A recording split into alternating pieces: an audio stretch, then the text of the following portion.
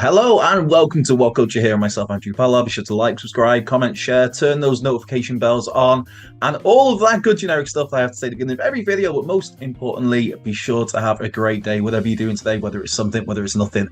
I hope you have the best possible day. But if you're a Batman fan, there's not the greatest of news as we look here why Michael Keaton's Batman has just been screwed. Yes, this is it's one that pains me, so I'm sure there are many people out there who will likewise be pained. Now, to many film fans, Michael Keaton is their Batman. Yeah, Tim Burton's Batman 89, its 1992 follow-up Batman Returns. Michael Keaton there famously donned the cape and cowl, delivering both a fantastic Cape Crusader and arguably an even more fascinating take on Bruce Wayne. It was one of those with the Bruce Wayne presentation where he was always on in Batman mode. It was the eyes. You could always see Michael Keaton's Bruce Wayne was always Batman. And it was just made for two fantastic films. So when it was confirmed that Keaton's take on the world's greatest detective was returning to the silver screen as part of the present-day DC Extended Universe, there was quite rightly huge excitement and anticipation at seeing the actor pick up a role he last played, 30 years ago now. So the original plan called for Keaton's Batman to have a role opposite Leslie Grace's Batgirl in the Batgirl solo movie, to also appear in The Flash with the Ben Affleck version of Batman, and to cameo in Aquaman and the Lost Kingdom, the Aquaman sequel that's coming up towards the end of next year. And we now have found out these last few days that a Batman Beyond movie was also in early development for Keaton's Batman. And that's probably what stings about this the most. Now, as it stands, the next time we will see Michael Keaton's Bruce Wayne will be in June 2023's The Flash, opposite Ezra Miller there. And as mentioned, Ben Affleck. And there's going to be roles in there. If all goes to plan, Henry Cavill's Superman's going to be popping up. We're going to have Jason Momoa's Aquaman in there as well. But then again, for Michael Keaton, the plan is for December of next year, 2023, to appear in the Aquaman sequel as well in a cameo role. But even then, you look at this, and while The Flash has a release date now of June 2023, dare I say, the thing is, who knows if that might change, because the Flash obviously has had its fair share of problems, largely stemming around the fact that Ezra Miller has had their fair share of problems in terms of running with the law and legal troubles. So currently, June 2023 is when we'll next see Michael Keaton as Batman in The Flash, if all stays as is planned right now.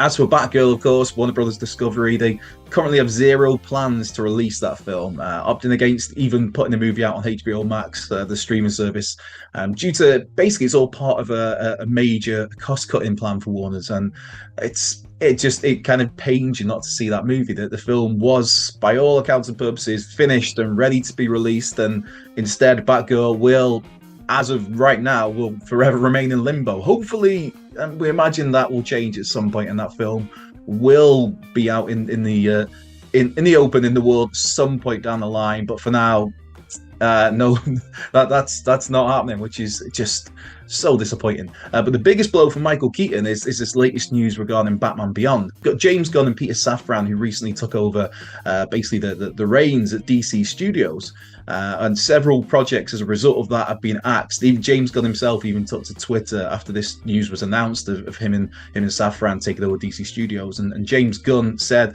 look, we're not going to make everybody happy. Some of the decisions that we make aren't going to make people happy. One of the decisions there, it seems to be, there's not going to be a third Wonder Woman film, and there's a few other projects that have been axed or their futures are up in the air. And one such project that has seemingly been axed, or at least put on the extreme back burner for now, is a Batman Beyond movie that would have centered on Michael Keaton's old Bruce Wayne as he took Terry McGinnis under his wing as the successor to the Batman mantle, the moniker there of the Dark Knight. Of course, this would have adapted elements of the Batman Beyond TV series. It was itself a spin-off of Batman animated series. So for those not familiar with Batman Beyond, it premiered in 1999, ran for 3 seasons. There was a movie, Batman Beyond Return of the Joker, which is phenomenal. Just a magnificent piece of film, and the action was based in 2039, the landscape of Neo Gotham, as it was called, the future Gotham City. And so you've got the elderly Bruce Wayne, who is basically he's too old and too beaten down to be Batman. So instead, he stays in the Batcave, takes the young Terry McGinnis under his wing. Terry is out there being Batman, and Bruce is kind of calling the shots and being the sage advice. Rather grumpy at times, old man Bruce, but it's again a brilliant TV series. But Return of the Joker, just a phenomenal film.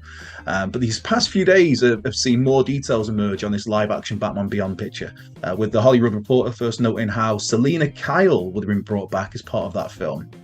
Now, it's not known if Michelle Pfeiffer would have been lined up to return as Catwoman, because, of course, Michelle Pfeiffer famously played that role opposite Michael Keaton in Batman Returns, but the plan was to bring the elderly Bruce, bring Selina Kyle in as well, the elderly Selina, as there's a new, younger Batman taking charge. Which again just sounds great. It's to some of us, all we wanted to see is kind of an older, whether it was maybe The Dark Knight Returns or whether it was more of a Batman Beyond. All we wanted to see is that older version of Michael Keaton's Batman get proper front and center stage attention. Now, the appearances in Batgirl, The Flash, and Aquaman and the Lost Kingdom for Michael Keaton were all intended to build towards this Batman Beyond film. In fact, Birds of Prey's Christina Hodson had already begun. She'd been tasked to work on a script for Batman Beyond, until a couple of weeks ago she was informed by James Gunn and Peter Safran to stop work on that script, as the film was, I guess indefinite hold is the more optimistic way of describing the situation, but cancelled is the probably more realistic way of, unfortunately, explaining this situation. So I mean, Christina Hodson as well, she's somebody who she wrote Batgirl, which was, like I said, was going to feature Michael Keaton. Well, it does feature Michael Keaton, just we're never going to see it as it stands. And she also has been writing The Flash, which is, as mentioned again, on the way for June 2023 and will feature Michael Keaton's Batman. So Christina Hodson's the perfect fit to write a Batman Beyond movie. Just the familiarity with these characters and this iteration of Batman, as in the Michael Keaton iteration of Batman. She just seemed like an incredibly natural fit. But as it stands, it's not happening. I feel like I've said as it stands a few times here. But yeah, this movie is now no longer moving forward. Of course, I mean, a Michael Keaton fronted Batman Beyond could always be revisited down the line. But for now, all plans for that film are off. I guess the silver lining here is that we are still due to finally see Michael Keaton suit up once more as Batman in The Flash and in Aquaman 2. But Batman Beyond would be just the perfect icing on the cake for this iteration of the Caped Crusader. As I said at the start of this, to a lot of people, Michael Keaton is their Batman. I mean, Kevin Conroy, God bless him, is a lot of people's Batman too. When I know I speak for a lot of people that when I read a comic book and it's a Batman book, I'm hearing the voices, the dulcet tones of Kevin Conroy, of Mark Hamill, of that whole Batman animated series crew. But there's Kevin Conroy. Everybody's got their favorite Batman, but there's Michael Keaton as well in terms of live action. Some people love Christian Bale. Some people love Val Kilmer. Not many people love George Clooney, although he was a really underappreciated, I think. Yeah, underrated Bruce Wayne. Not necessarily a great Batman. And of course, you've got Ben Affleck, who has done a great job in the role. And now we've got Rob Pattinson as well. So we are spoiled with Batman. And I guess one argument to cancel a Batman Beyond film is that you've technically still already got the Affleck Batman in play in the DC Extended Universe. You've also got the Batman with Robert Pattinson as a sequel of that on the way. I believe a trilogy, actually. That's going to end up being. So maybe it's decided that maybe we don't want to muddy the waters too much with too many Batmen. But then on the other side of that is Batman, as in Michael Keaton's Batman will appear in some films at least. So I don't know. I'm really sad that we're not going to get that Michael Keaton fronted Batman Beyond film, and hopefully that all changes. But if you're really sad about all of this news, be sure to let us know in the comments. Be sure to come and give us a follow at Whatculture on Twitter. You can follow myself if you want at Cultured Left Peg on Twitter. Be sure to like, subscribe, share, comment, turn that notification bells on. And most importantly, as ever, just make sure you're having a great day. Whatever you're doing, whether it's something or whether it's nothing, I hope you have the best possible time. And if you're not having the best possible time, I hope that turns around quickly for you.